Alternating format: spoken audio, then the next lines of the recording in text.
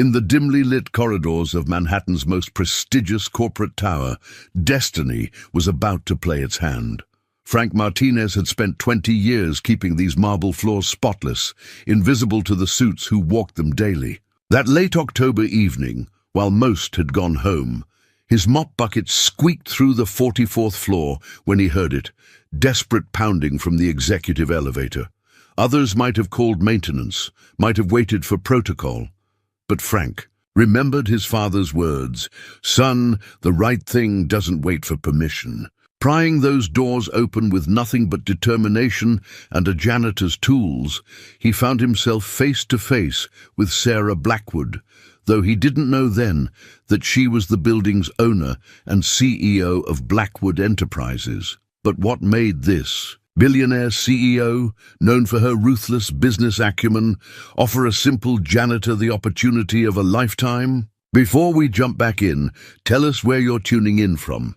And if this story touches you, make sure you're subscribed, because tomorrow I've saved something extra special for you. Frank Martinez's day always began at 4:30 a.m., when most of Manhattan was still dreaming. In the quiet darkness of his modest Bronx apartment, he would carefully iron his gray uniform, just as his father had taught him 30 years ago.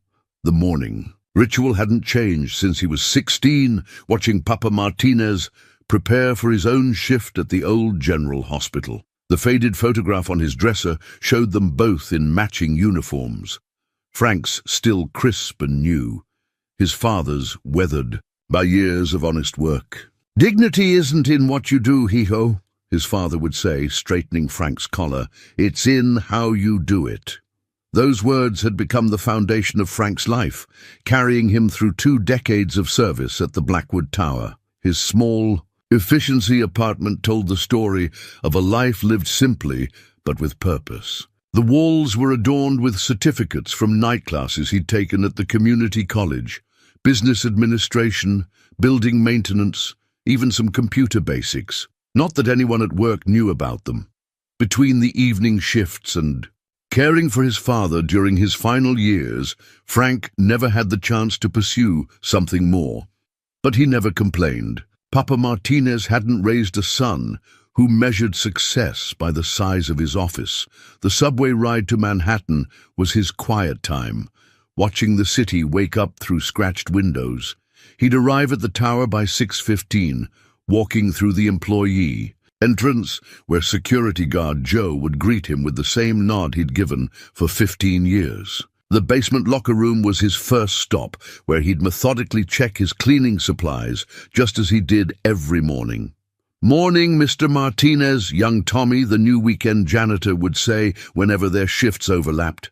Frank had taken the boy under his wing, teaching him the proper way to maintain the expensive marble floors, how to be thorough without being seen, and most importantly, how to treat every task with respect. "You've got magic in those hands, Mr. M," Tommy would joke, watching Frank restore a scuffed section of flooring to its original glory. "No magic," Frank would reply, "just patience." The other janitors called him the Ghost, because he could clean an entire floor without anyone noticing his presence. It wasn't about being invisible, it was about being considerate. He knew which executives arrived early and needed their offices ready first, which ones worked late and preferred their cleaning done in the morning, and which ones suffered from allergies and needed extra attention to dust. Sometimes, in the quiet moments between tasks, Frank would stand by the floor-to-ceiling windows, looking out at the city he'd helped maintain for so long. He'd watch the sunset paint the surrounding buildings in gold and purple, remembering his father's words about the nobility of work well done. In those moments, he didn't feel invisible at all. He felt like a guardian, a keeper of order in this small corner of the world. His personal life was equally methodical. Sunday dinners with his sister Elena and her kids in Queens, Wednesday night dominoes with the old-timers in his neighborhood, and Saturday morning volunteering at the community center where his father had taught him to play chess. The center's director had offered him a paid position several times, but Frank always declined. "I already have a job," he'd say, and some things are better kept as gifts. The old-timers at the center would often ask why he never married, never had kids of his own. Frank would just smile and shrug, turning the conversation back to their families, their concerns, their lives. The truth was, between caring for his father and maintaining his work ethic, relationships had always seemed like a luxury he couldn't afford. His sister Elena would try to set him up occasionally, but Frank's dedication to his responsibilities always took precedence. But Frank had his treasures. The letter his father wrote him before passing away, praising the man he'd become. The thank you card from Mrs. Thompson on the 32nd floor, the only executive who knew his name after he'd found and returned her lost wedding ring. The chess set his father had taught him on, now used to teach kids at the community center. These small tokens reminded him that a life of service wasn't a life unlived. It was just a different kind of richness. As he walked through the marble lobby each morning, polished to perfection by his own hands, Frank would straighten his name tag and remember his father's words about dignity. He might be invisible to most of the people rushing past him, but in his heart, he knew the truth. He was essential, a vital part of the building's heartbeat, keeping its rhythm steady and sure. Day after day, year after year, Sarah Blackwood had always prided herself on maintaining composure under pressure. Running a multi-billion-dollar corporation meant handling crisis after crisis with grace. But trapped in her own building's elevator, 44 floors above Manhattan, she felt that carefully constructed control beginning to crack. The board meeting had run later than usual, discussions about quarterly projections and market strategies stretching well past 9. Sarah had stayed even longer, reviewing acquisition proposals until her eyes burned. Now, at nearly 11, her Louboutin heels echoed in the empty corridor as she headed for the executive elevator, a private convenience she rarely appreciated until tonight. The first warning was subtle, a slight shudder as the car descended. Then darkness. The emergency lights flickered on, casting everything in an eerie blue glow. Sarah pressed the emergency button. Once, twice, nothing. Her phone showed no service, an infamous dead spot in the elevator shaft that her tech team had never managed to fix. She looked at her reflection in the polished doors. CEO of Blackwood Enterprises, trapped like a mouse in a cage. Time moved strangely in the confined space. Sarah removed her designer blazer, already feeling sweat beneath her silk blouse. The air seemed thinner with each passing minute. She thought of her daughter Emma's 10th birthday party she'd missed last week, promising to make it up to her. This weekend, would she make it home tonight? The thought triggered something primal, something that didn't care about quarterly reports or board meetings. She began to pound on the doors, her usual dignified restraint abandoned. Her expensive heel snapped as she kicked the wall in frustration, the broken strap a perfect metaphor for her current situation. The carefully maintained facade was crumbling, just like her father had always predicted it would. "You can't control everything, Sarah," he'd say, but she'd spent 20 years proving him wrong. Until now. The sound of movement outside the elevator sent hope surging through her chest. "Hello?" she called out, forcing her voice to remain steady. "Is anyone there?" The response came not in words, but in the grinding sound of metal on metal. Someone was manually prying the doors open. Sarah stepped back, watching as fingers appeared in the gap, then hands, straining with effort. The doors slowly parted, revealing a face she'd passed 100 times, but never truly seen. He was older than she'd expected, with silver threading through dark hair and lines around his eyes that spoke of both laughter and worry. His uniform was perfectly pressed, despite the late hour, the name tag reading Frank Martinez gleaming under the emergency lights. But it was his eyes that caught her attention. There was no hesitation there, no calculation of risk or reward, just pure determination to help. "Ma'am," he said, his voice gentle but firm, "I'm going to need you to step closer to the doors." No questions about who she was, no surprise at finding the CEO trapped in her own building. Just calm, professional focus. The elevator car had stopped slightly below the floor level. Frank knelt, interlocking his fingers to create a step. "Please, use my hands as a boost. I won't let you fall." There was something in his tone that made her believe him completely. Sarah slipped off her broken heel, then its mate. With as much dignity as she could muster, she placed her hand on his shoulder and her foot in his cupped hands. His strength was surprising as he lifted her smoothly onto the floor, his movements careful but confident. Standing in the corridor, Sarah felt the tight band of panic around her chest finally loosen. She looked at her rescuer, really looked at him, as he retrieved her shoes and blazer from the elevator floor. His movements were efficient, respectful, and somehow graceful, despite the awkward angle. "Thank you, Mr. Martinez," she said, reading his name tag again, committing it to memory. He handed her belongings to her with a slight bow that didn't feel servile, but rather courteous in an old-world way. "Just doing my job, ma'am," he replied, but she caught something in his expression. Not pride exactly, but satisfaction in a duty well performed. He didn't hover or attempt to make conversation, simply asked if she needed medical attention or assistance calling security. When she declined, he nodded and began to push his cleaning cart down the hall, the squeaking wheel echoing in the empty space. Sarah watched him go, her CEO's mind already spinning with questions. Who was this man who acted with such quiet competence? What else had she missed by never really seeing the people who kept her building running? She pulled out her phone. Service restored now that she was out of the elevator. "Janet," she said when her assistant answered, despite the late hour, "I need everything you can find on Frank Martinez first thing tomorrow morning. And, Janet, mark this as priority 1. Dawn painted the Blackwood Tower in shades of amber as Frank arrived for his morning shift. Everything the same as it had been for 20 years, yet somehow different. The security footage from last night's incident played on a loop at the guard. Station Joe watching it with unusual interest. "Getting famous, Frank," Joe chuckled, pointing to the grainy black and white image of Frank prying open the elevator doors. "Building management's been asking for copies all morning." Frank just nodded, uncomfortable with the attention. He'd left out the identity of the woman in his incident report, writing simply, "Building occupant assisted from stuck elevator, floor, M44. Some things were better left unsaid. Up in her penthouse office, Sarah Blackwood sat at her desk, a manila folder open before her. Janet had been thorough, as always. Francisco Frank Martinez, age 47, 20 years of service.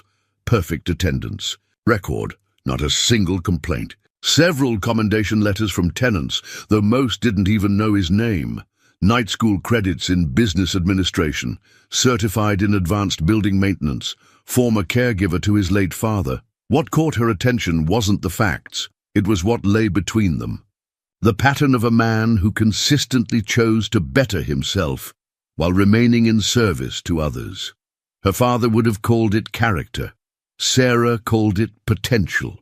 The security footage played on her laptop, showing the rescue from multiple angles. She watched herself emerge from the elevator, disheveled but safe, thanks to the quick thinking of a man who could have simply called maintenance and waited for protocol to take its course. "Ms. Blackwood," Janet's voice came through the intercom. "The board members are asking about the elevator incident. They're concerned about liability." Sarah smiled, remembering a time when she'd have shared their concerns. "Tell them it's being handled," she replied, closing the folder.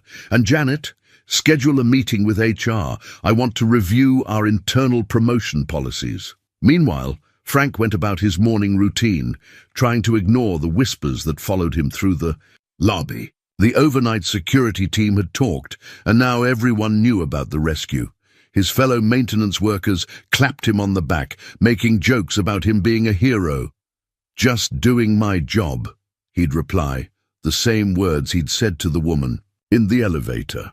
He thought about her now, how she'd maintained her dignity even in distress. He'd seen plenty of executives lose their composure over far less.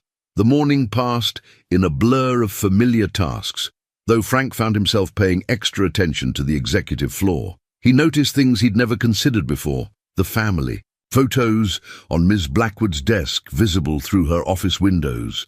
The way her assistant organized papers with meticulous care.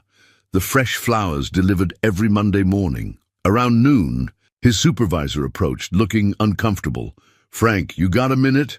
The man shifted from foot to foot, clutching a clipboard. "Just got a request from upstairs. They want to see your maintenance certificates, all of them, and your education records." Frank felt a flutter of anxiety in his stomach. Was there trouble about the elevator? Had he broken some protocol he didn't know about? "Everything's in order," he said calmly, though his mind raced. "I'll bring them in tomorrow." "They want them today, Frank, and—" The supervisor paused. "They're asking about your availability for a meeting. Upstairs." The word upstairs held special meaning in the Blackwood Tower. Upstairs meant the executive. Floor meant power, meant the kind of people who didn't usually concern themselves with janitors. Frank thought of his father's words about dignity. Whatever was coming, he would face it with the same quiet pride he brought to every task. "I'll get those documents for you right away," he said, already mentally cataloguing where each certificate was stored in his apartment. As the day wound down, both Sarah and Frank felt the weight of approaching change. In her office, Sarah reviewed Frank's file one more time, growing more certain of her unorthodox plan. She thought of her father, who'd started as a stock boy and built Blackwood Enterprises through sheer determination and an eye for untapped potential. In the basement locker room, Frank changed out of his uniform, carefully hanging it up for tomorrow. The security footage still played at the guard station as he left, but he didn't look at it. Instead, he thought about his father's photo on his dresser at home and wondered what tomorrow might bring. The executive floor access card felt foreign in Frank's hand, its sleek surface a stark contrast to his calloused fingers. He stood before the private elevator, the same one he'd opened 2 nights ago, dressed in his best clothes, a navy blue suit he'd worn to his father's funeral, pressed meticulously the night before. His certificates and diplomas were tucked into a worn leather portfolio, another inheritance from his father. The overnight maintenance crew had whistled when he walked. Through the lobby, Miguel calling out, "Looking sharp, jefe." But now, alone in the elevator, Frank felt every bit the janitor playing dress-up. The car moved smoothly, no hint of the malfunction that had started this whole situation. Frank watched the floor numbers climb, 20, 30, 40, each chime bringing him closer to whatever waited above. He straightened his tie, a simple blue stripe that Elena had given him last Christmas, still in its original box until today. The elevator doors opened to a world Frank knew intimately, yet had never truly been part of. He'd polished these marble floors countless times, but never walked them in dress shoes. The morning sun streamed through floor-to-ceiling windows. He usually cleaned before dawn, casting long shadows across the reception area. Janet, Ms. Blackwood's assistant, looked up from her desk. Her eyes widened slightly, whether from surprise at his transformation or recognition of the man from the security footage, Frank couldn't tell. "Mr. Martinez," she said, rising with a warm smile that seemed genuine. "Ms. Blackwood is expecting you. Would you like coffee?" Before Frank could answer, Sarah Blackwood appeared in her office doorway. She'd changed from his mental image of her as the trapped woman in designer clothes. Today, she wore a simple charcoal suit that somehow made her more imposing, not less. Her eyes, sharp and intelligent, took in his appearance with apparent approval. "Mr. Martinez," she said, extending her hand. "Please come in." Her handshake was firm, professional, but there was something else in her manner, a hint of the vulnerability he'd witnessed in the elevator, now transformed into something like kinship. Sarah's office was larger than Frank's entire apartment, with views of Manhattan that made the city look like a model train set. He'd washed these windows hundreds of times, but had never stopped to appreciate the view from this side. "Please sit." Sarah gestured to a leather chair that probably cost more than his yearly salary. As he settled in, trying not to appear as out of place as he felt, She didn't take her usual place behind the imposing desk. Instead, she chose the chair opposite his, reducing the distance between them, both physically and symbolically. "I've been reading about you, Mr. Martinez," she began, touching a familiar manila folder on the coffee table between them. 20 years of service, perfect attendance, multiple certifications, night school."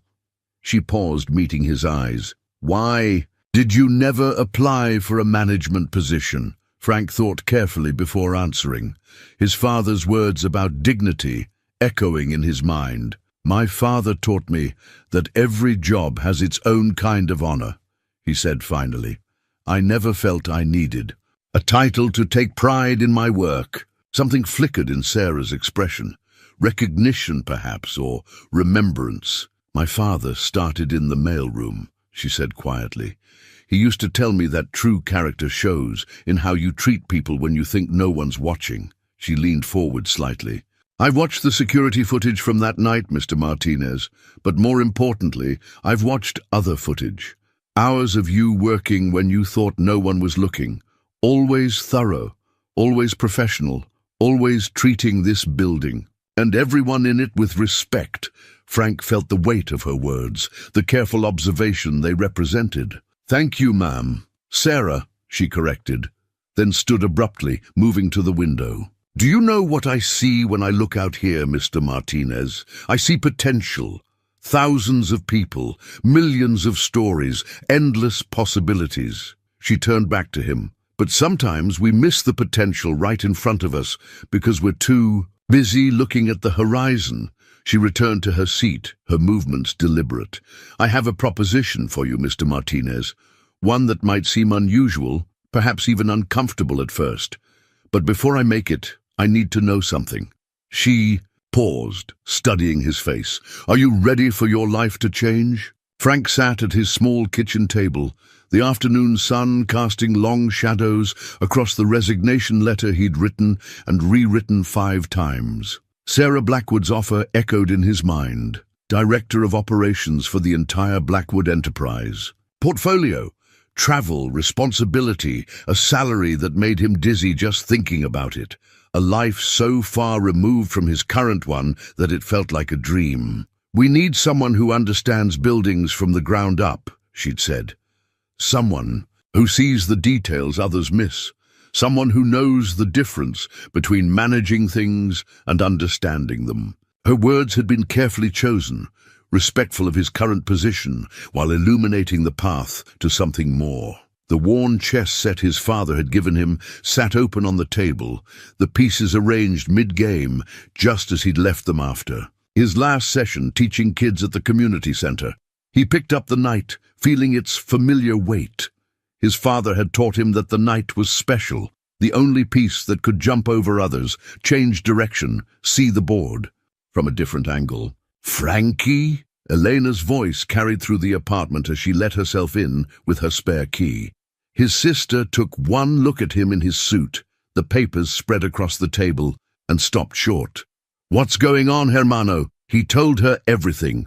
The elevator rescue, the meeting, the offer. Elena listened without interrupting, her eyes growing wider with each detail. When he finished, she sat heavily in the chair across from him. "Papa would be proud," she said finally, reaching across to squeeze his hand. "But he'd also tell you to think it through carefully. This isn't just a new job, Frankie. This is a new life." She was right, of course. The position came with expectations. Corporate dinners, business travel, responsibility for hundreds of employees. He'd be leaving behind the quiet certainty of his routines, the satisfaction of tangible work well done. His phone buzzed, a text from Tommy, the young weekend janitor. "Mr. M, heard rumors you're headed upstairs. Hope it's true. You taught me more about respect and hard work in 6 months than anyone else in my whole life." Frank set the phone down, thinking about all the Tommies in the buildings he'd be overseeing, all the invisible workers keeping the wheels turning. Maybe that's what Sarah Blackwood had seen in him. Not just his ability to do the work, but his understanding of the people who did it, The sunset painted his small apartment in shades of orange and purple, the same colors he'd watched play across the city countless times from behind the windows he kept clean. He remembered Sarah's words about seeing potential, about looking right in front of you instead of always at the horizon. His father's voice came back to him, clear as yesterday. Dignity isn't in what you do, Hijo. It's in how you do it. Frank had always thought that meant finding honor in humble work.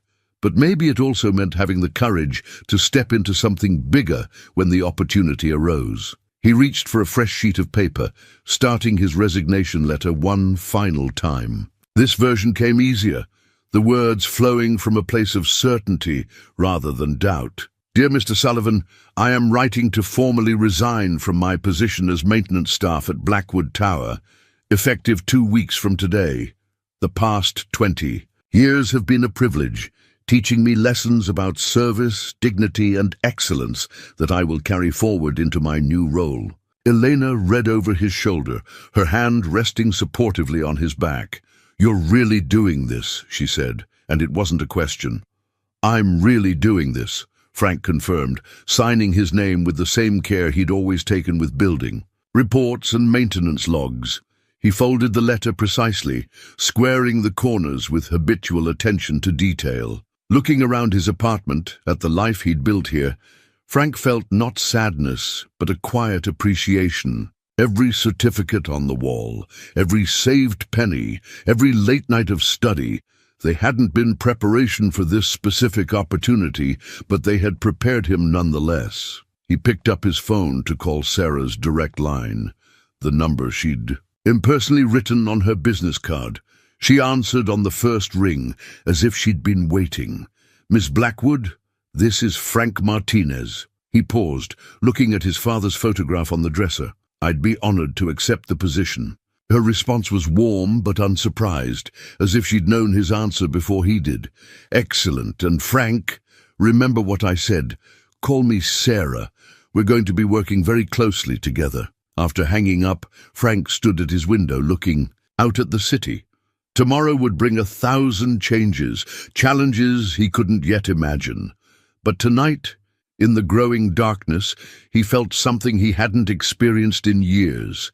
The quiet excitement of stepping into the unknown, armed with nothing but his father's wisdom and his own hard-earned principles. The morning sunlight struck the mahogany desk in Frank's new office, his office, casting a warm glow across the leather chair he still didn't feel comfortable sitting in. His maintenance uniform had been replaced by a charcoal grey suit from Brooks Brothers, courtesy of the corporate styling team Sarah had insisted on. Image matters in this world, she'd said, even if we both know it shouldn't. The wall of windows behind him offered the same view he'd cleaned countless times, now permanently his to admire. 44th floor, corner office, right next to Sarah's. The symbolism wasn't lost on him. This was the same floor where he'd heard her pounding on the elevator doors that fateful night. Mr. Martinez, his new assistant, Kevin, appeared at the door. Your first executive meeting starts in 10 minutes. Would you like me to walk you through the agenda? Frank nodded, grateful for the young man's patience with his endless questions about corporate protocol.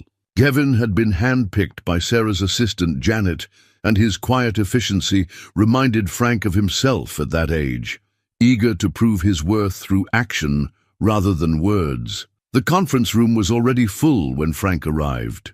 Faces he'd known for years only as early morning glimpses or evening shadows, now turned to study him openly. Richard Chen, VP of Finance, who'd never once looked up from his phone when passing Frank in the hallway, now offered a practiced smile. Patricia Morrison from Legal, whose office he'd cleaned at 4 a.m. for 15 years, seemed unable to reconcile the man in the suit with the one who'd emptied her wastebasket. Sarah sat at the head of the table, her presence both commanding and reassuring. She'd spent the past week personally introducing Frank to key personnel, her support clear and unwavering. Now she gestured to the empty chair to her right, her clear signal to the room about his new status. Let's begin with operations. Sarah said, nodding to Frank. Mr. Martinez has completed his initial review of our building management systems across all properties. Frank took a deep breath, remembering his father's words about dignity. He opened the leather portfolio, new, a gift from Elena, and began to speak. Thank you, Ms. Blackwood. During my assessment, I've identified several areas where we can improve both efficiency and employee satisfaction. He walked them through his findings, pointing out patterns that only someone who'd worked from the ground up would notice.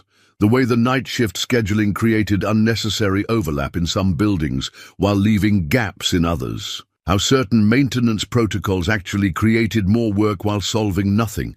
The hidden costs of cheap supplies versus quality ones. In the Martinez building alone, he continued, then caught himself. Excuse me, the Martinez Tower. The room rippled with subtle reactions to his slip, but Sarah's slight smile encouraged him to continue. We could reduce operational costs by 12%, while improving working conditions by implementing these adjustments. Richard Chen leaned forward, frowning at the spreadsheet Frank had distributed. These numbers, they're remarkably detailed. You compiled all this yourself?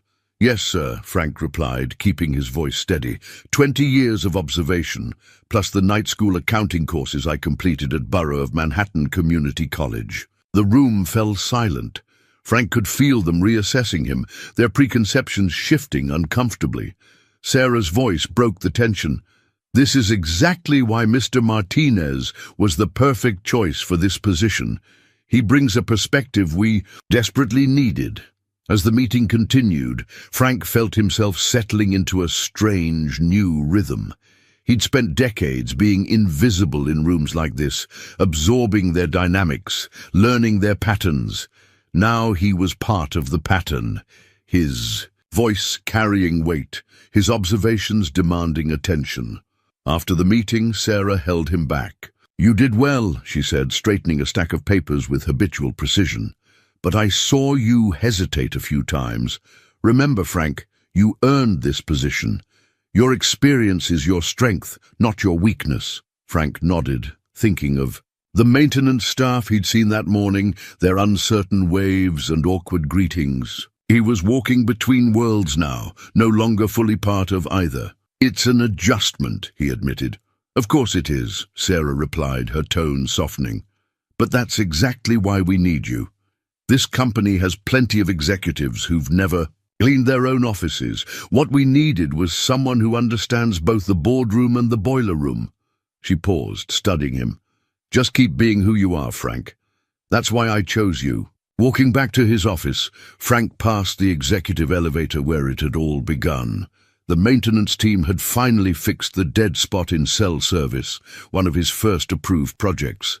Small changes, he thought, but meaningful ones. One floor at a time, one decision at a time, he would prove that Sarah's faith in him wasn't misplaced. Frank stood in the basement of the Chen building, Blackwood Enterprises' troubled Los Angeles acquisition, listening to the hum of machinery that others might have missed. Around him, consultants in expensive suits clutched tablets displaying complex efficiency reports, while building managers rattled off statistics about the property's declining performance. The numbers don't add up, Richard Chen was saying, his frustration evident.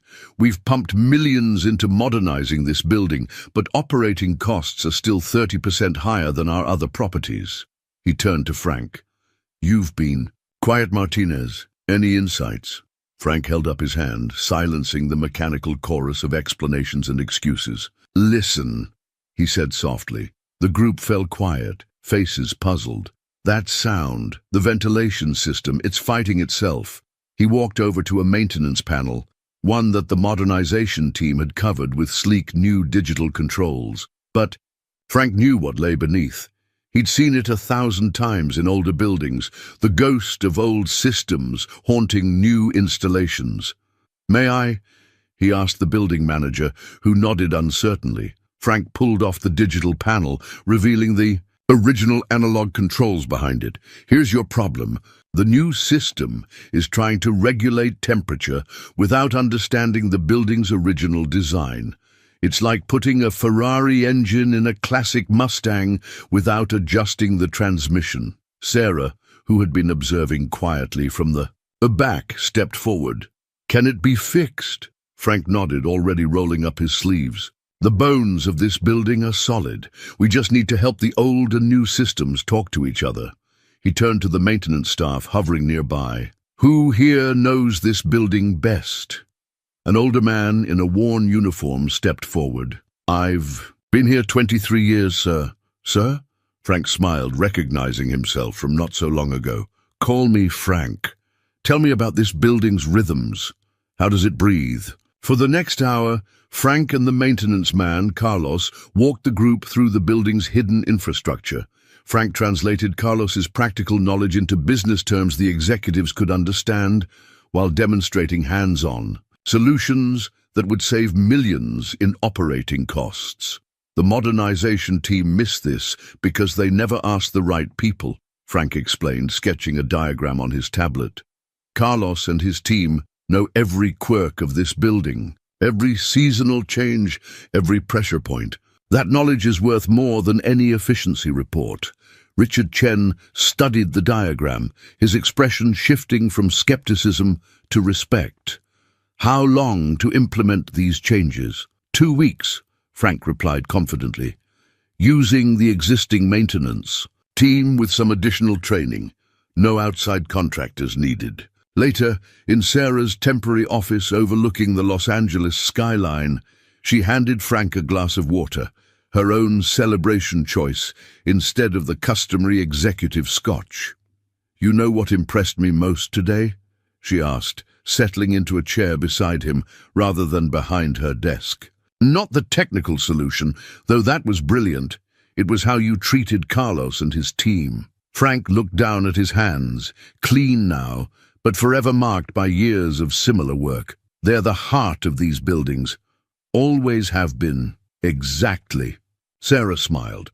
"Which is why our next phase of modernization will be different. I want you to develop a program, company-wide, that integrates maintenance staff knowledge into our improvement plans. Show me a budget next week." Frank felt the weight of the responsibility, but also the rightness of it. "I already have some ideas," he admitted. "Been thinking about it since my first day on the other side." "Of course you have," Sarah laughed softly. "That's why you're here." She paused, considering him. "You know, my father used to say that true innovation often comes from the most unexpected places." He'd have liked you, Frank. The Los Angeles sunset painted the office in shades of gold, reminding Frank of countless evenings, watching similar colors play across different buildings, different cities, always from the outside looking in. Now he was on the inside, but carrying with him every lesson, every observation, every hard-earned bit of wisdom from his years of invisible work. His phone buzzed. A message from Carlos sharing photos of the mechanical room's original blueprints, found in a forgotten filing cabinet. Frank smiled, remembering how he used to treasure such discoveries in his own building. He looked up to find Sarah watching him with knowing eyes. "What?" he asked. "Nothing," she replied.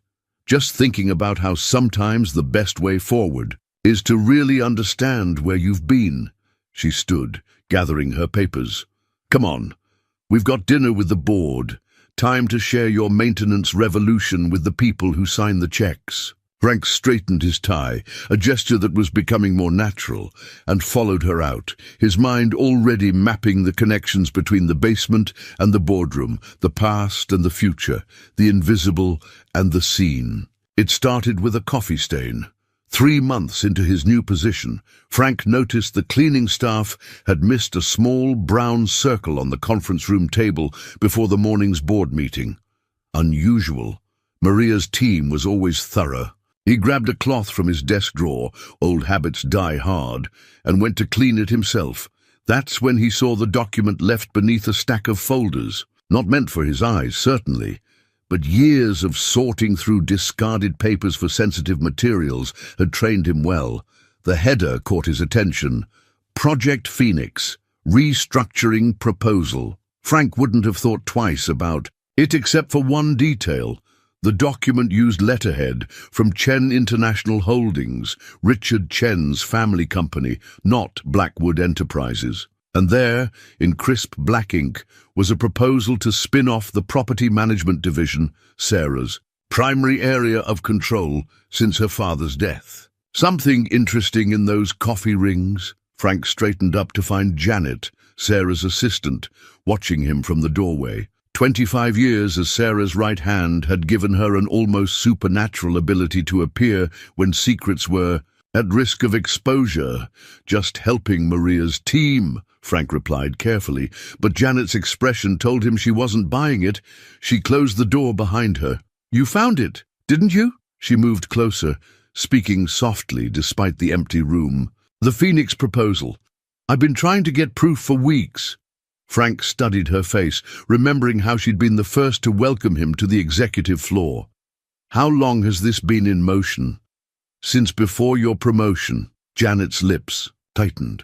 "Richard Chen's been quietly buying shares through subsidiary companies. He needs Sarah distracted while he builds support on the board." The pieces clicked into place.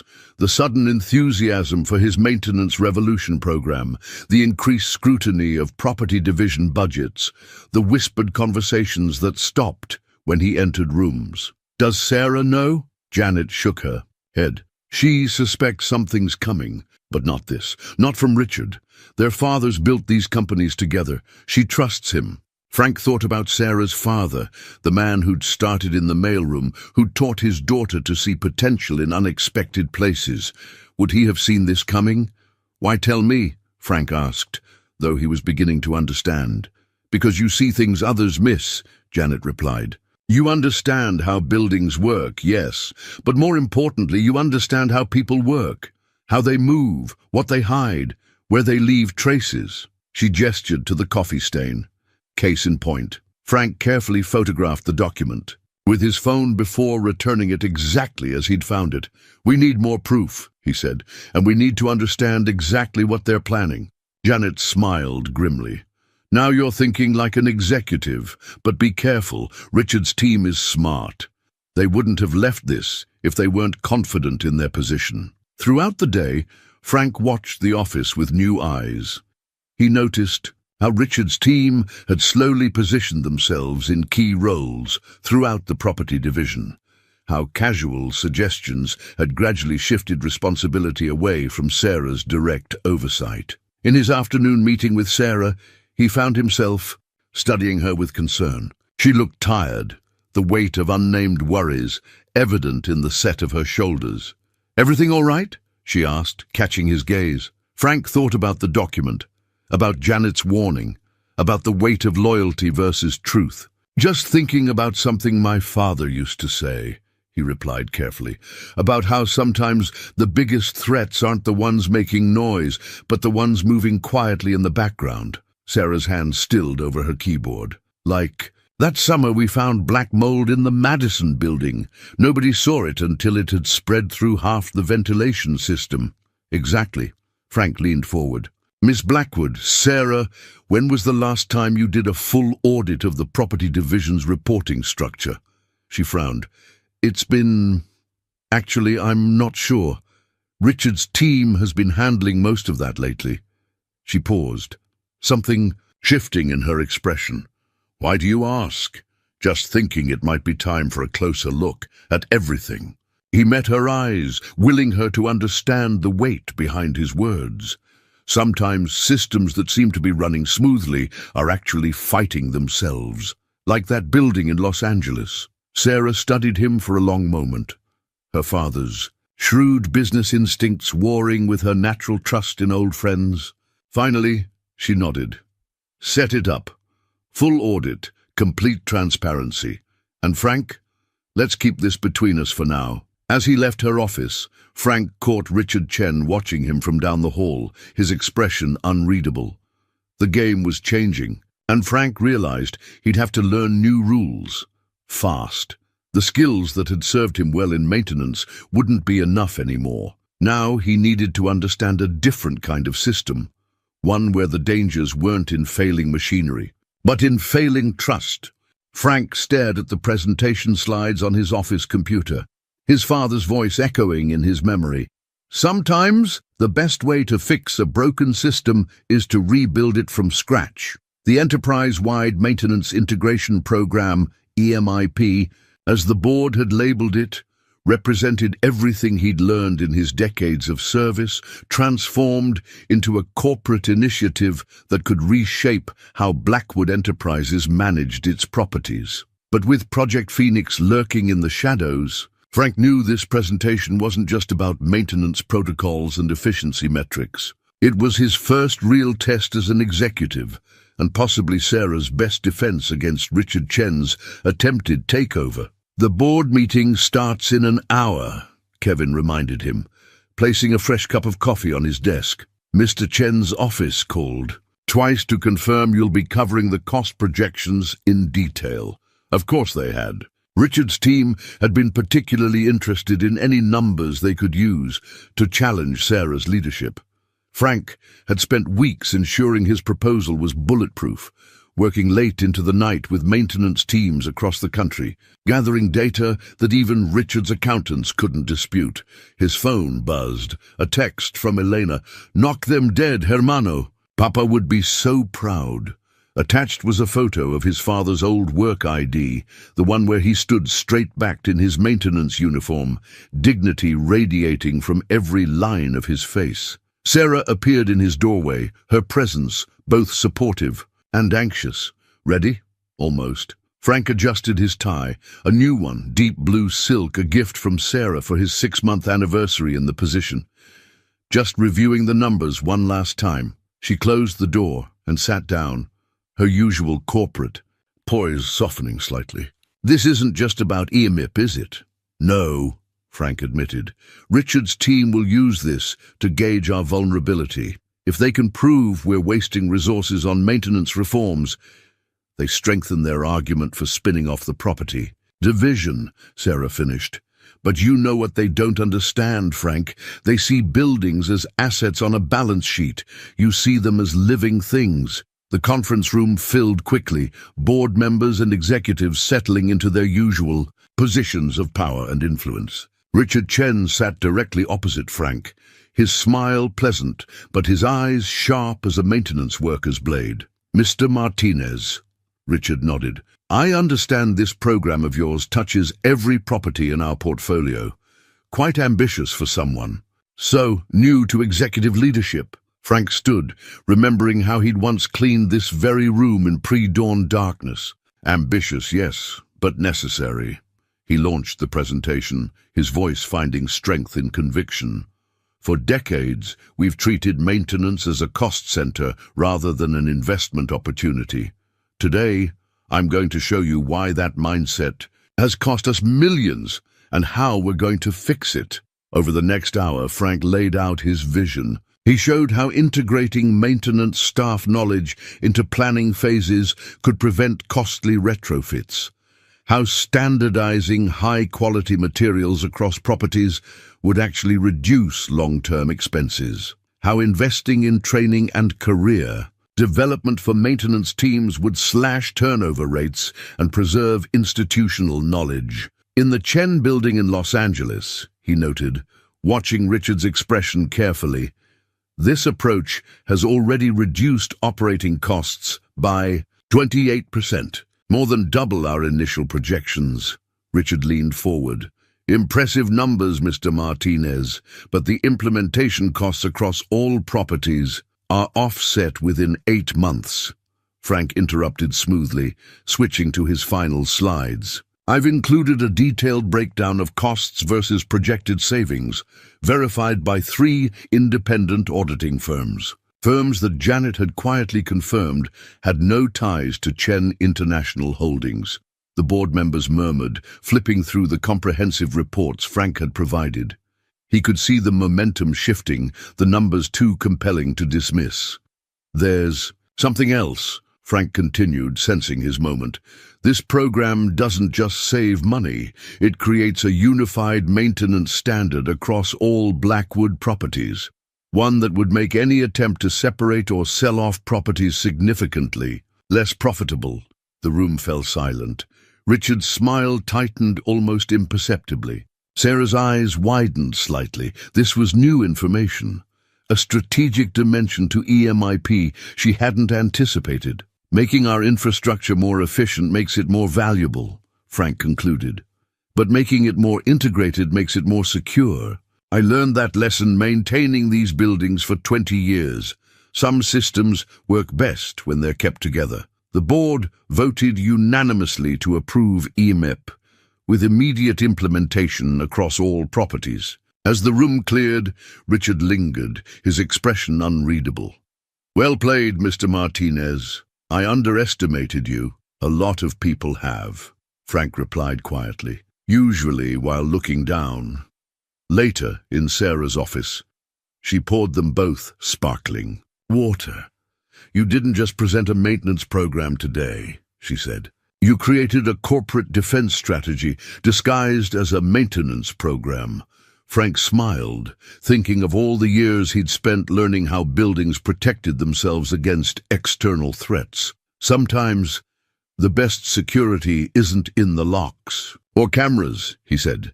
It's in how tightly everything works together. Sarah raised her glass.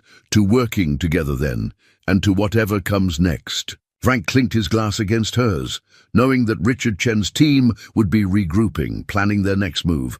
But for now, he had proven himself not just to the board, but to himself. His father had been right.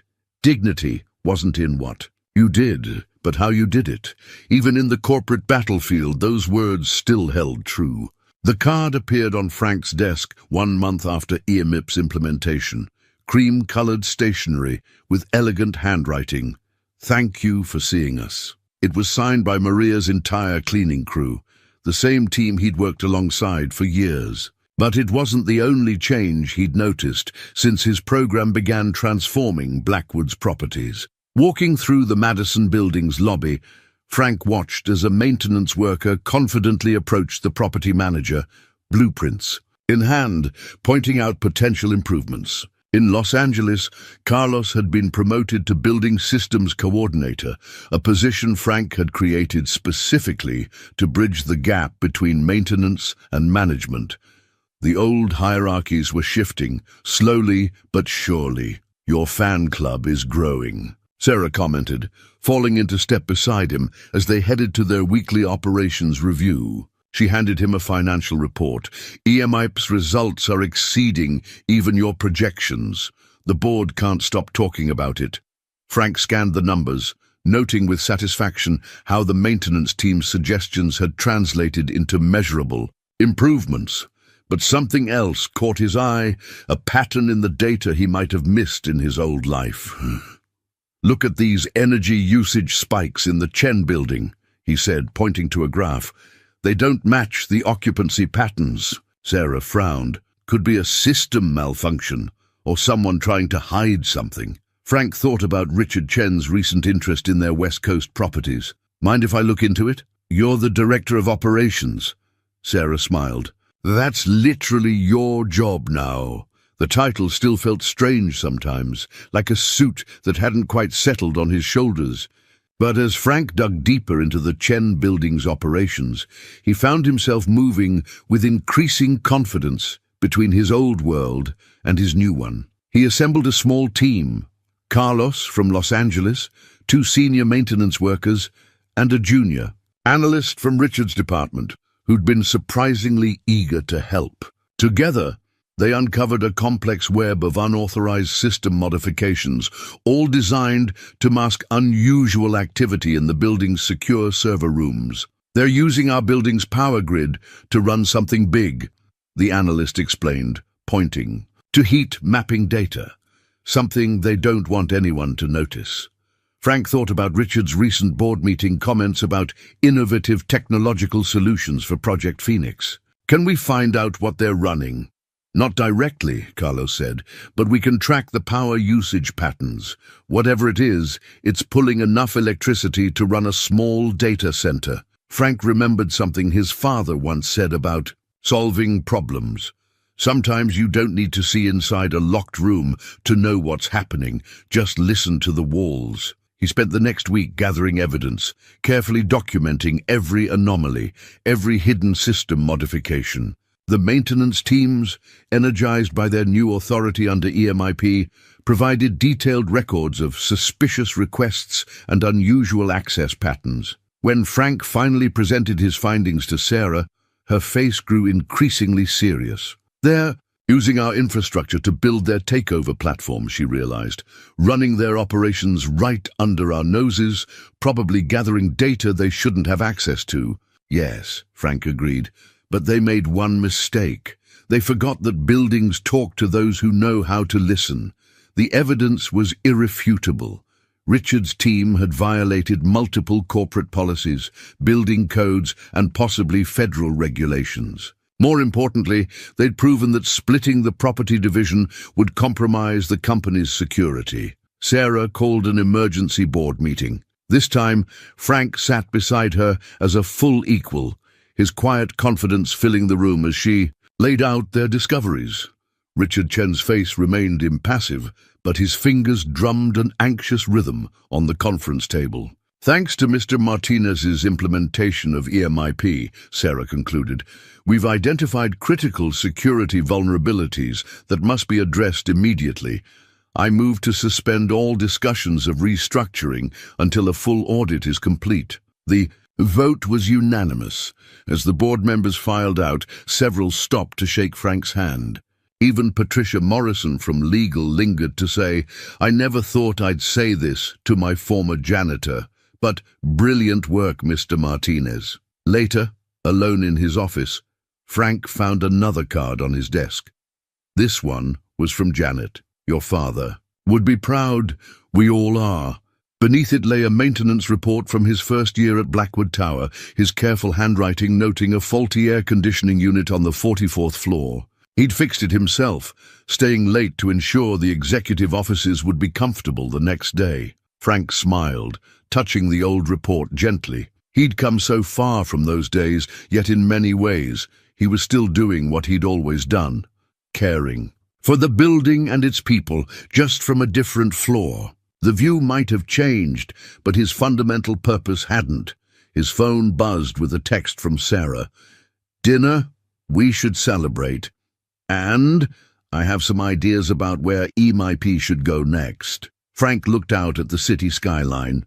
The same view. He'd cleaned for 20 years, now his to shape and protect.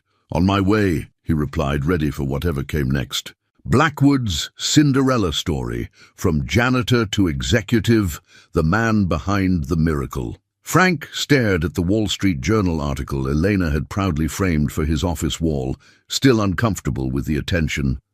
The story had sparked a media frenzy, with business magazines hailing him as a symbol of corporate meritocracy and social mobility. But it was the tabloid headlines that made him wince. "Romance in the boardroom? Blackwood CEO's special interest. Informer maintenance. Man raises eyebrows." The Sunday dinner table at Elena's house had grown unusually quiet as she pushed the gossip magazine across to him. His niece Maria, usually bubbling with teenage enthusiasm, watched him with worried eyes. "They're saying ugly things, Tio Frank," she said softly, "about you and Miss Blackwood." Frank set his fork down, the arroz con gandules his sister had made suddenly tasteless. "People will always talk, Mika. What matters is what's true." But what was true had become increasingly complicated. The long strategy sessions with Sarah had evolved into working dinners, comfortable silences, shared jokes about corporate life. She'd started calling him at odd hours, not always about business, just to share thoughts or ask his opinion. He found himself noticing things he shouldn't, the way she tucked her hair behind her ear when deep in thought, how her professional facade softened when they were alone. "You've been spending a lot of time with her," Eleanor observed after the kids had left the table. "And don't tell me it's just business. I know that look, hermano." "What look?" "The same one Papa used to get when he talked about Mama. Like you found something precious and you're afraid to admit it." Frank pushed back from the table, moving to the window where the city lights twinkled like fallen stars. "It's complicated, Eleanor. She's my boss. She's the CEO. And after everything with Richard Chen, life is always complicated. Eleanor interrupted. But love is simple. It either is or it isn't.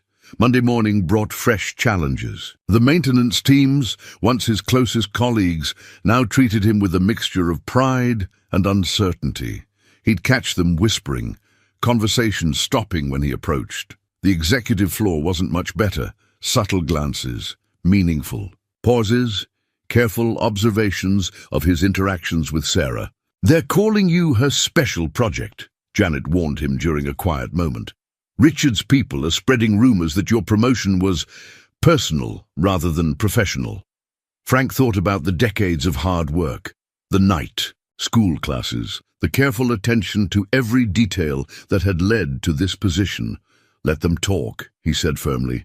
"The truth is in the results." But the situation came to a head during a charity gala at the Metropolitan Museum of Art.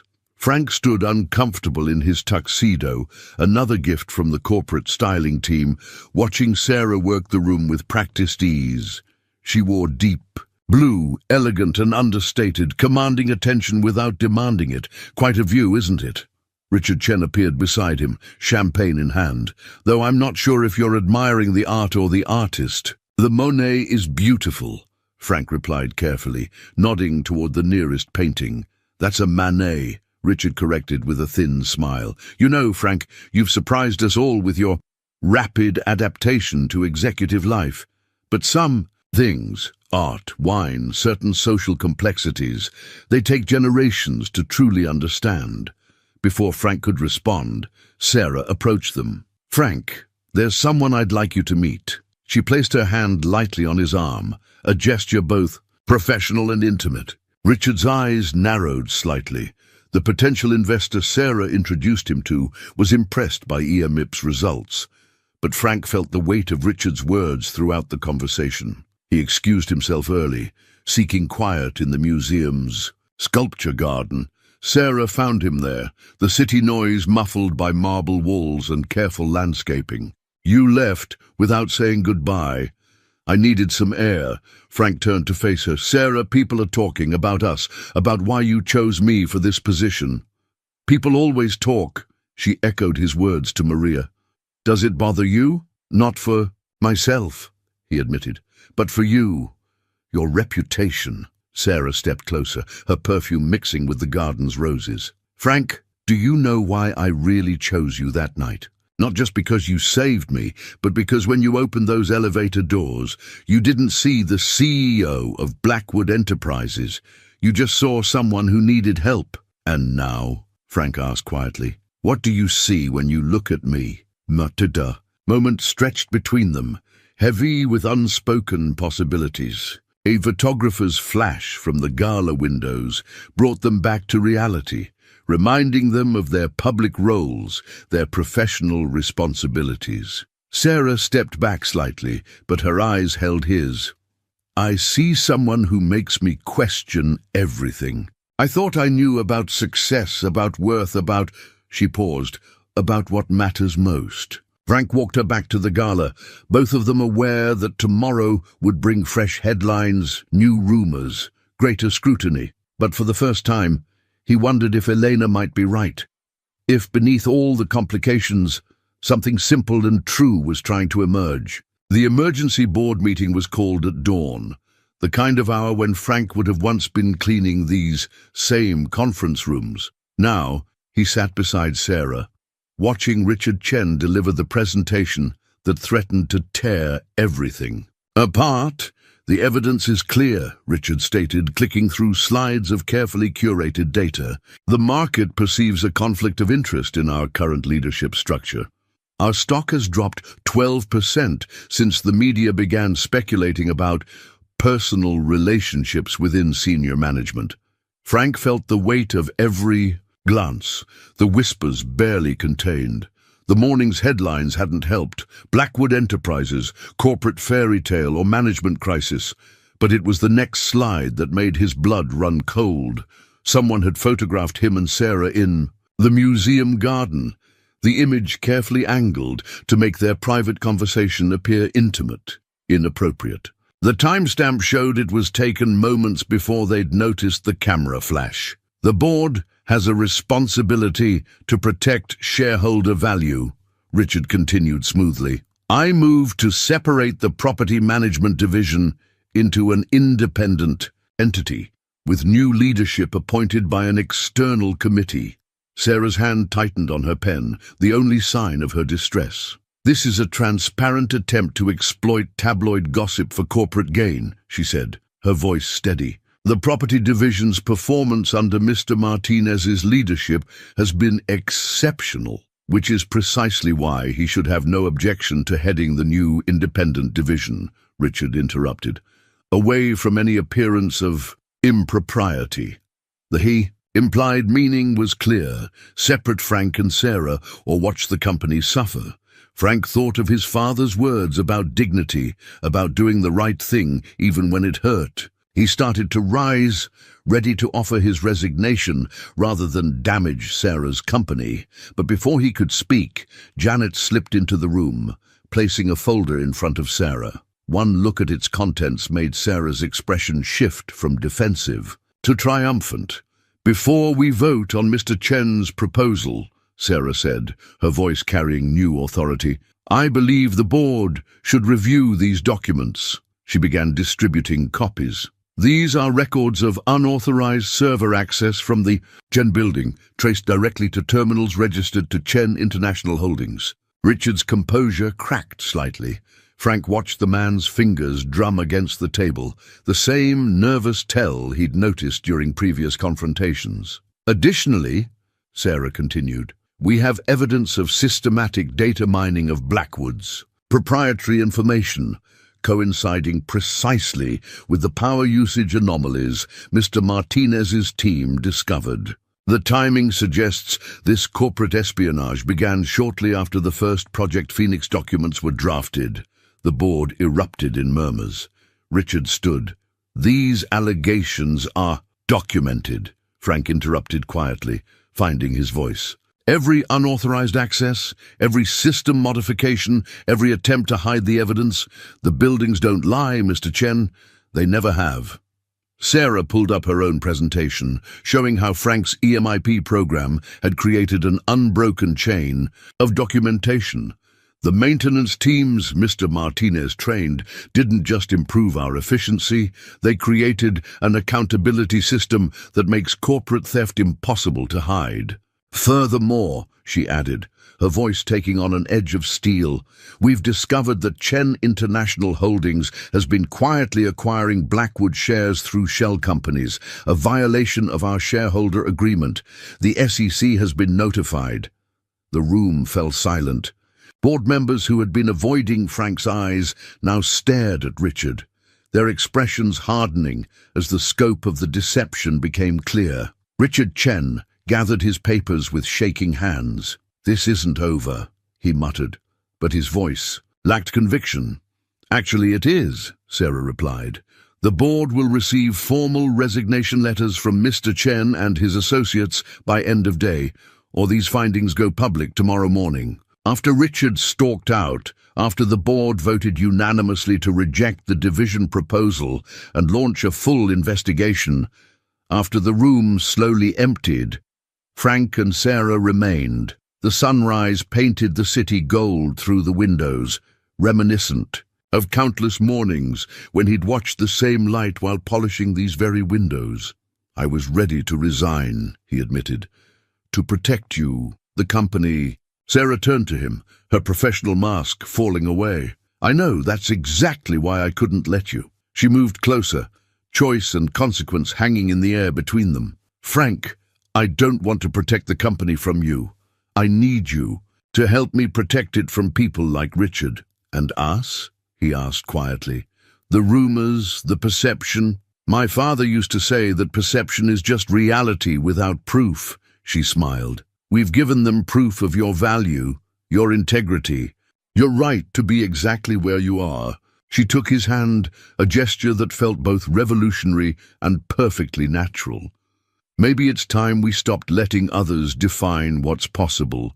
The morning sun warmed their joined hands on the conference table, witness to a moment when professional respect and personal truth finally aligned. Outside, the city was waking up, unaware that in a building that had once been Frank's whole world, something fundamental had shifted, not just in corporate power, but in the very definition of what someone could become. Late evening light filtered through the windows of Sarah's office as she and Frank sat surrounded by spreadsheets, strategic plans, and empty coffee cups. The aftermath of Richard's departure had left them with both opportunity and obligation, a chance to rebuild Blackwood Enterprises stronger than before, but also the responsibility to prevent similar vulnerabilities in the future. The board wants a complete restructuring plan by Monday, Sarah said, rubbing her temples, something that proves we've learned from this and can prevent it from happening again. Frank studied the organizational chart they'd been revising, thinking about how buildings worked, how every system depended on the others, how weakness in one area could compromise everything. "We've been looking at this wrong," he said finally. "We're trying to build better walls when we should be creating better connections." He reached for a fresh piece of paper, sketching quickly. "In the old days, I learned that the best way to protect a building wasn't to lock everything down. It was to make sure everyone who cared for it understood how their part connected to the whole." Sarah moved closer, watching as his diagram took shape. "Like you did with EMAP?" "Exactly, but bigger." Frank's pen moved faster as the idea crystallized. "We integrate everything, not just maintenance and operations, but all departments. Create transparency without losing security. Make it impossible for anyone to work in isolation like Richard did." He drew lines connecting different divisions, explaining how information could flow more freely while actually becoming more secure through mutual oversight. "We make everyone stakeholders in each other's success. When the maintenance team understands how their work affects finance, when finance sees how they impact operations, when everyone has skin in the game, they protect each other," Sarah finished, excitement building in her voice. "And we incentivize it.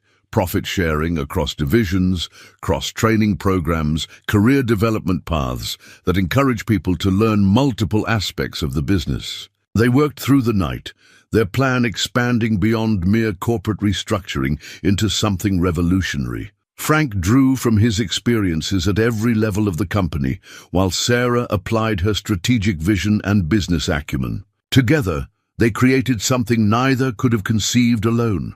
Dawn found them still working, empty takeout containers pushed aside, the walls now covered with diagrams and flowcharts. Janet arrived early, took one look at them, and silently brought fresh coffee and bagels. "You two might want to freshen up before the executive team arrives," she suggested diplomatically. "They'll be here in an hour for the briefing." Frank looked down at his rumpled shirt, then at Sarah's disheveled hair and smiled.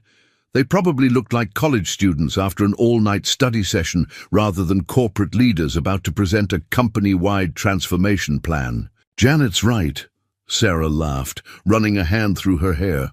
"I keep a change of clothes in my private bathroom.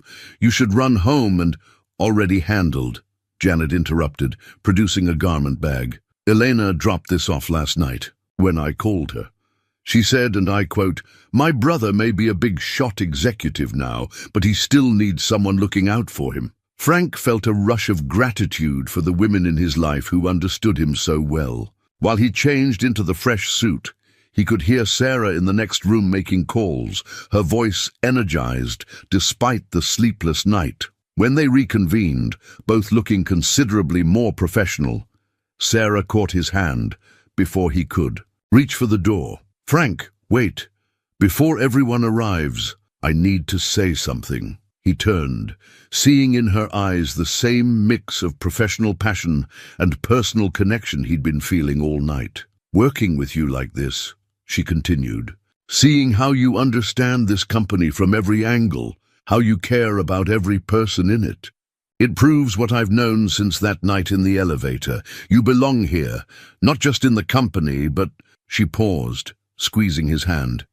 "Here, with me." Frank thought about the distance he'd traveled from his days cleaning these offices, about how that journey had led him not just to professional success, But to this moment, this woman, this perfect blend of purpose and possibility. "I used to watch the sunrise through these windows every morning," he said softly, "cleaning them so other people could see clearly. Now I'm helping build something that lets everyone see clearly, see their own value, their connection to something bigger." Sarah's smile held both understanding and promise. "Then let's show them that vision." The executive team arrived to find them professional and prepared. No sign of their all-night session, except the extensive plans covering the walls. As Frank began presenting their integrated transparency initiative, he felt Sarah's quiet support. Beside him, their personal and professional partnership strengthening each other. The old corporate structure, he explained, pointing to their diagrams, was like a building with walls but no windows. What we're proposing is more like a modern glass tower. Everyone can see how their work supports others, how they're all part of the same strong, beautiful whole. Looking at his audience's engaged expressions, Frank knew they were seeing what he and Sarah had created during their night of shared vision. Not just a corporate restructuring, but a new way of thinking about how people could work together, trust each other, build something lasting. Just as he and Sarah had done, personally and professionally, breaking down walls while building connections that made everything stronger. The transition wasn't smooth. Change never is, Frank had learned. Whether you're updating a building's systems or transforming a corporate culture, 3 months into implementing their integrated transparency initiative, resistance came from unexpected quarters. "The Singapore office is pushing back," Sarah reported during their morning briefing, her cell phone buzzing with urgent messages. "They're saying the new cross-departmental teams are causing confusion in the reporting structure." "Houston has similar complaints," Frank added, reviewing emails from the previous night. "And the London maintenance crew is worried about the profit-sharing metrics." He understood their concerns. He'd once been the one worried about changes from above. "Maybe we moved too fast," Sarah sighed, the weight of leadership visible in her posture. They'd been working 14-hour days, flying between properties, explaining their vision again and again. The media had dubbed it the Martinez method, much to Frank's discomfort, but making it work was proving harder than creating it. Frank's phone lit up with a text from Carlos in Los Angeles. "Got that video you wanted? You need to see this." A link followed. "Put it on the screen," Sarah suggested, moving to stand behind Frank's chair, her hand resting lightly on his shoulder. These small touches had become natural between them, professional boundaries softening into something more personal yet still appropriate. The video showed a maintenance worker in the Chen building giving a presentation to senior management about energy efficiency improvements. The young man spoke with confidence, using terms from both his technical background and his newly acquired business training. The executives were engaged, asking questions, treating him as a peer. "That's Michael Chen's son," Sarah noted, referring to Richard's younger brother, who'd retained his position after proving he wasn't involved in the takeover attempt. "He's actually taking notes." "This is happening everywhere," Frank said, pulling up reports from other properties. "Look, in Chicago, the accounting team is doing weekly walkthroughs with maintenance. In Toronto, they've started a mentor exchange program between departments." Sarah leaned closer to read, her perfume mixing with the coffee aroma in his office. "They're not just following the program," she realized. "They're expanding it on their own." The intercom buzzed. Janet's voice carried a note of urgency. "You both need to see this. Turn on CNBC." The financial news showed Blackwood's stock price soaring. The headline crawler explained why Blackwood's Martinez method drives record efficiency gains. Analysts predict industry-wide adoption. "It's working," Sarah breathed, squeezing Frank's shoulder. "Not just the numbers. The culture is actually changing." But celebrations were premature. Within hours, their progress faced its greatest test. A sophisticated cyber attack hit their network, targeting the new integrated systems. Someone was trying to prove that transparency meant vulnerability. Frank and his team worked through the night, his old maintenance instincts merging with his new executive authority. He coordinated with IT, facilities, and operations simultaneously, watching how his cross-trained teams adapted and responded. The attacks coming through the Singapore office, their head of cybersecurity reported. They're using the new integrated access protocols against us. Frank thought about building systems, about how pressure revealed both weaknesses and strengths. No, he said, studying the attack pattern. They think they are, but they don't understand how we built this. He explained quickly, using the building, metaphors that had become his trademark. It's like trying to break into a modern building by attacking the ventilation system. If the systems are truly integrated, every breach attempt triggers multiple responses. Sarah, who hadn't left his side during the crisis, caught on immediately. The transparency goes both ways. They can't move through our network without being seen from multiple angles. Exactly. Frank turned to the security team.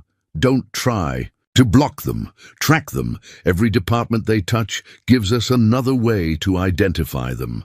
Within hours, they'd traced the attack to a shell company connected to Richard Chen. More importantly, they demonstrated that their integrated system was actually more secure than traditional corporate structures, not less. The next morning, exhausted but triumphant, Frank and Sarah stood in his office, watching the sunrise paint the city gold, the same view he'd admired for 20 years, now shared with someone who saw both its beauty and its potential. "You know what this reminds me of?" Sarah said softly.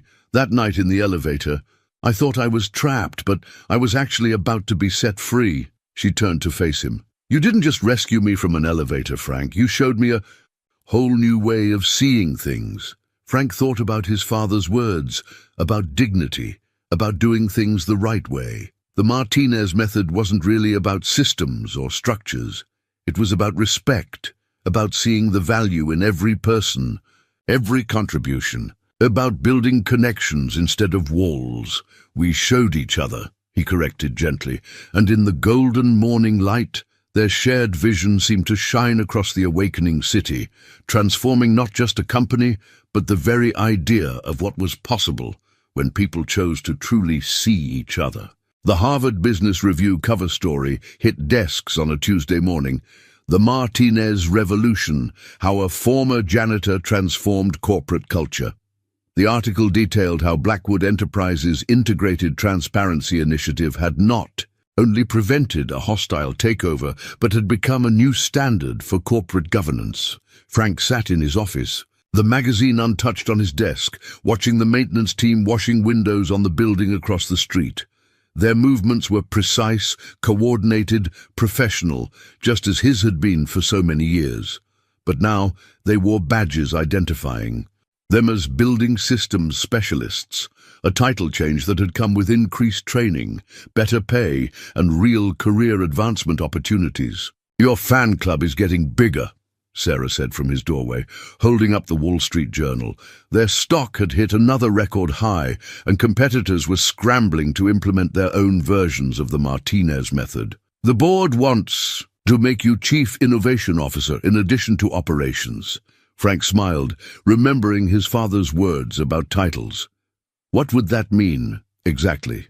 "It means," Sarah entered and closed the door, "that other companies want to learn from us. They want to understand how we've created a corporate structure that's both more transparent and more secure, more integrated and more efficient." She paused, a hint of mischief in her eyes. "They want to know how a former janitor revolutionized corporate America." "We," Frank corrected gently. "How we revolutionized it." Sarah sat in one of his visitor chairs, the comfortable ones he'd specifically chosen because he remembered how the old ones felt after long shifts. "The business schools are calling. They want case studies, lectures, books." She leaned forward. "Frank, what we've built here, it's bigger than Blackwood now.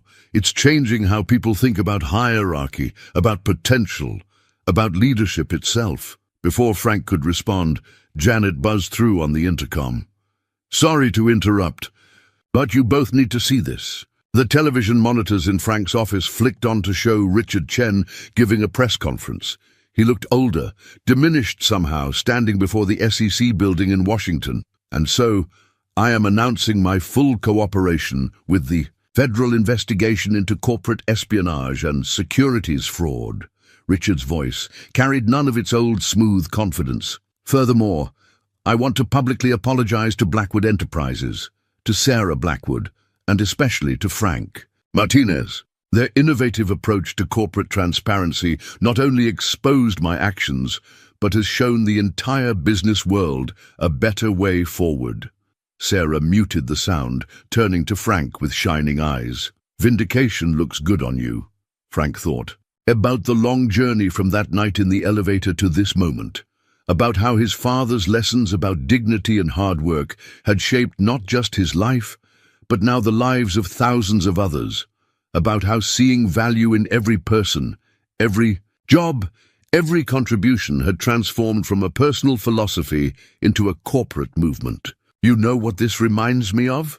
He said, moving to the windows. All those years cleaning these windows, I used to watch the sunrise and imagine what it would be like on this side of the glass. But I never imagined this. Sarah joined him.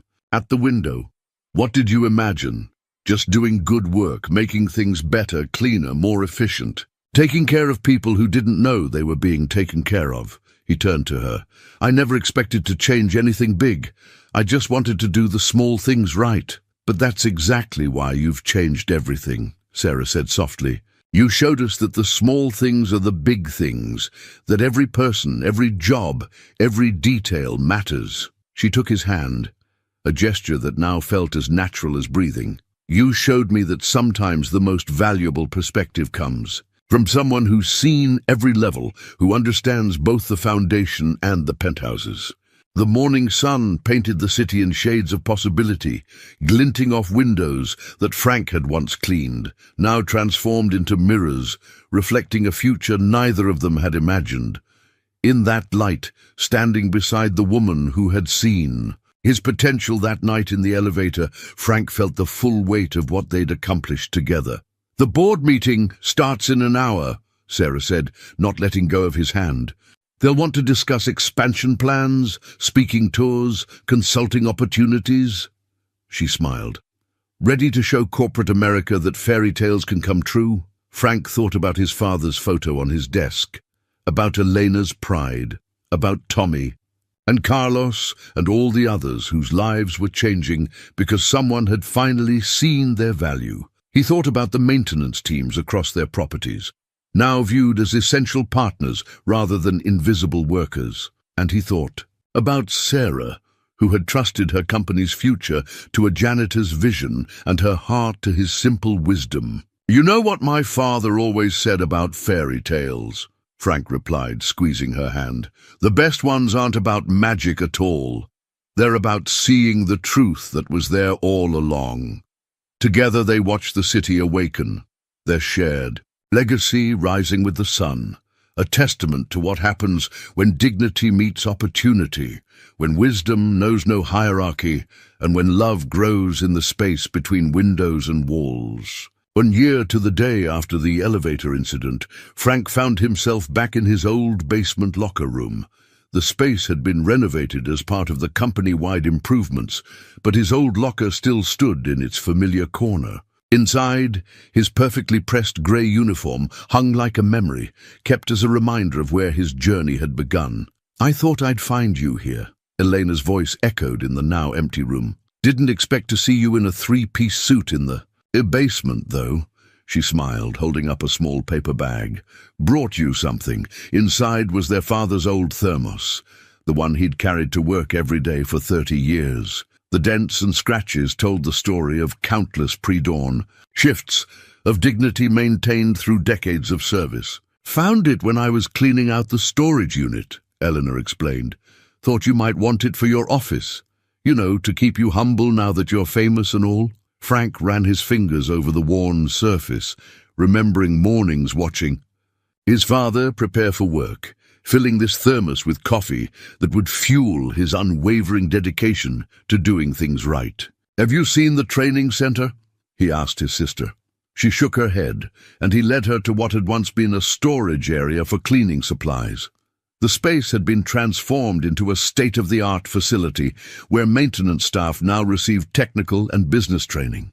Through the glass walls, they could see a class in session, window washers learning about building systems engineering, supervised by Carlos, who had flown in from Los Angeles for the program launch. Every maintenance worker in the company gets a chance at advancement now, Frank explained. But not just up, they can move in any direction they want to grow. We've had accountants training in building systems, executives learning maintenance protocols, breaking down walls, Eleanor suggested, echoing the phrase that had become his trademark in business magazines. Building bridges, he corrected, watching a young woman in a maintenance uniform confidently explaining pressure systems to a group of suits from the financial department. They took the executive elevator to Frank's office, the same one he'd pried open that fateful night. The car no longer had any dead spots in cell service, and a plaque commemorated the incident that had sparked the company's transformation. His office had evolved too. Alongside the degrees and business awards hung photographs of maintenance teams from every Blackwood property. His father's picture held the place of honor on his desk, now joined by the old thermos, symbols of heritage proudly displayed in a space that embodied progress. Sarah was waiting for them, casual in the way she only was with people she trusted completely. Elena, perfect timing. I need your help convincing your brother to accept the Forbes cover story. Elena laughed. Good luck. He still won't let me frame the Wall Street Journal article in his apartment, which is exactly why we need it, Sarah insisted, perching on the edge of Frank's desk with comfortable familiarity. The story isn't just about Frank anymore. It's about showing everyone that success doesn't have to mean forgetting where you came from. Frank looked out at the city, his city in so many ways. He cleaned these windows, maintained these buildings, and now he was helping shape their future. More importantly, he was helping shape the futures of countless others who, like him, just needed someone to see their potential. Speaking of not forgetting, Elena said with a sly smile, Mama's expecting you both for Sunday dinner, and Sarah, she wants your opinion on wedding venues. Frank and Sarah exchanged glances. They hadn't announced their engagement yet. The ring was still hidden in Frank's desk drawer, waiting for the perfect moment. But families had a way of knowing things before they were said. Your mother's getting ahead of things, Sarah said diplomatically, but her eyes met Frank's with warm promise. Mama's never wrong about these things, Eleanor winked. Remember what she said the first time Sarah came to dinner? That woman looks at you the way I used to look at your father, like you hung the moon and kept it clean too. After Elena left, Frank and Sarah stood by the windows, watching the maintenance team across the street. Their movements were as precise as ever, but now they wore safety equipment that exceeded industry standards, one of Frank's first company-wide mandates. You know what I love most about our story, Sarah said softly. It's not about a janitor becoming an executive. It's about someone brave enough to bring his true self, everything he learned from the ground up, into the executive suite. Frank thought about the thermos on his desk, about his father's lessons in dignity, about the maintenance teams now taking business classes at night, just as he had. Maybe that's why it worked, he said. Because we didn't try to transform people into something else. We just helped them become more of who they already were. Sarah leaned against him, professional boundaries long since transformed into deeper trust. The board meeting starts in 10 minutes. Ready to show them the global expansion plans? Frank straightened his tie, an unconscious gesture he'd never quite lost, and picked up his tablet. The maintenance revolution that had started in one building was about to go worldwide. But as he held the door for Sarah, he caught a glimpse of his reflection in the window, suited, confident, respected, yet still the same man who had once made these windows shine in the dawn light.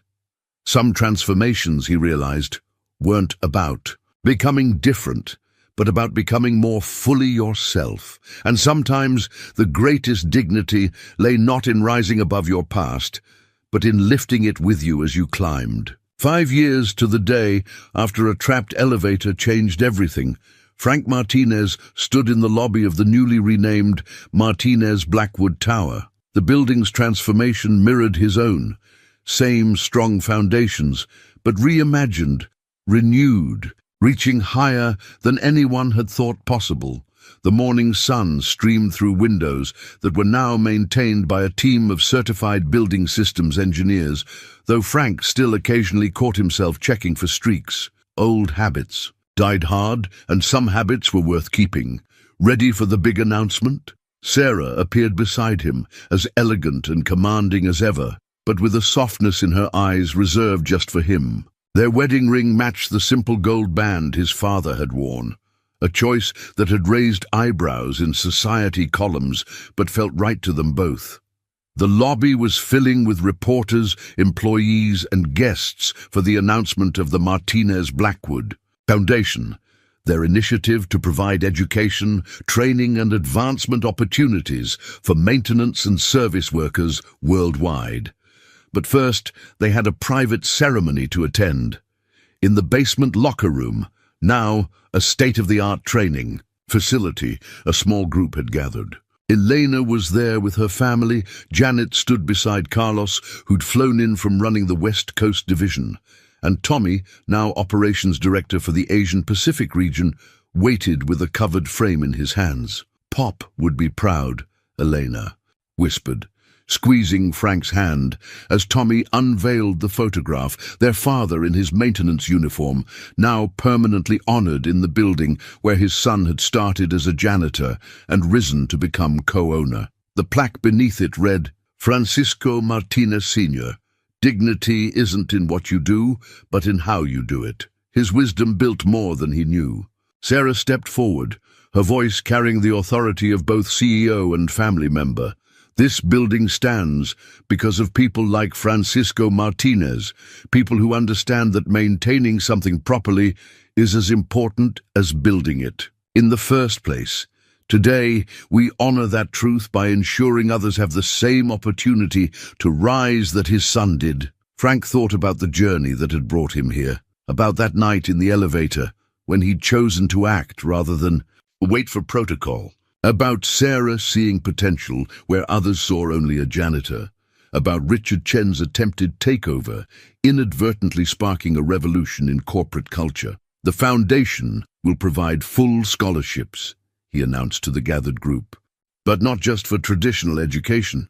We'll fund technical training, business courses, and a new type of integrated program that breaks down the artificial barriers between maintenance and management, just like you did," Tommy added. Pride evident in his voice, "like we all did," Frank corrected. "Every person who embraced change, who saw possibility instead of limitations, who helped prove that understanding a building from the ground up makes you better at running it from the top down." Later, in their shared office on the top floor, a space deliberately designed to be accessible to all employees, Sarah handed Frank the latest company report.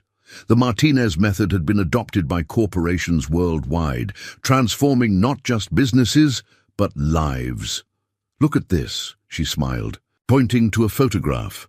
A maintenance worker in Singapore was teaching corporate strategy to executives. In London, a former housekeeper had become head of sustainability initiatives. The revolution they'd started had taken on a life of its own. "Your father was right," Sarah said softly, moving to stand beside him at the windows, their favorite spot for quiet moments together. "Dignity isn't in what you do, but what you did, Frank. You gave dignity a new meaning. You showed that respect and opportunity shouldn't depend on titles or traditions." Frank wrapped an arm around her waist, remembering all the sunrises he'd watched through these windows, all the dreams he'd had while keeping them clean. "We showed that," he corrected gently. "You had to see it first, that night in the elevator." "I saw someone who cared enough to break protocol to help others," she smiled. "You showed me everything else, how understanding every level of a business makes you better at running it, how breaking down walls between people builds stronger companies, how love can grow in the most unexpected places." the morning light, caught Sarah's wedding ring as she reached up to straighten his tie, their private ritual. Below them the city was waking up, and in buildings across Manhattan, maintenance teams were starting their day with new pride, new opportunities, new respect. "Ready to change a few more lives?" Sarah asked, gathering her notes for the foundation announcement. Frank picked up his father's thermos, now a lucky charm he carried to every major event. In its scratched surface, he saw reflected all the lessons that had brought him here.